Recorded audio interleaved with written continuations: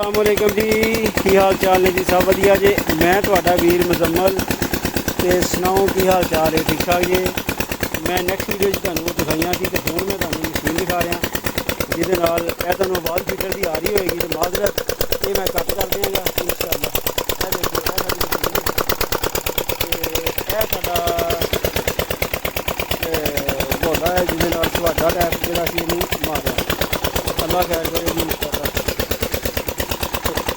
जी साढ़े को सल्फर वो भी असी इंशाअल्लाह सप्लाई करते हैं। तो यह जी माशाअल्लाह बोला जी माशाअल्लाह जी कजोला जोड़ा असी ये कजोला माशाअल्लाह जी कहते हैं कि बहुत ही अच्छा है। तो माशाअल्लाह असी राया करों राया जी लाइए अल्लाह के करना इंशाअल्लाह। दुआ करना अल्लाह पाक बरकत दे इंशाअल्लाह।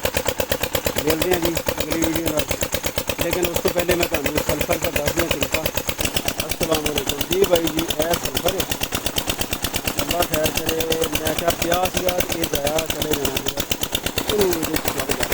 जी माशाअल्लाह जी। ए देखो ए नाल नाल ए सल्फर हल हो रहा जी अल्लाह खैर करे इंशाअल्लाह। ए देखो माशाअल्लाह बहुत ही ज़्यादा अल्लाह खैर करे जी इंशाअल्लाह। ये नाल आस्ता आस्ता अभी लाई आवेंगे इंशाअल्लाह। देखो माशाअल्लाह कलर चेंज हो गया माशाअल्लाह पानी का। ये सल्फर जाना शुरू हो गया अल्हम्दुलिल्लाह इंशाअल्लाह। मिलते हैं जी अगली वीडियो से इंशाअल्लाह ताला। अपना ख्याल रखियो, दुआएं याद करना इंशाअल्लाह जी। लाइक फॉलो और शेयर करते रहना।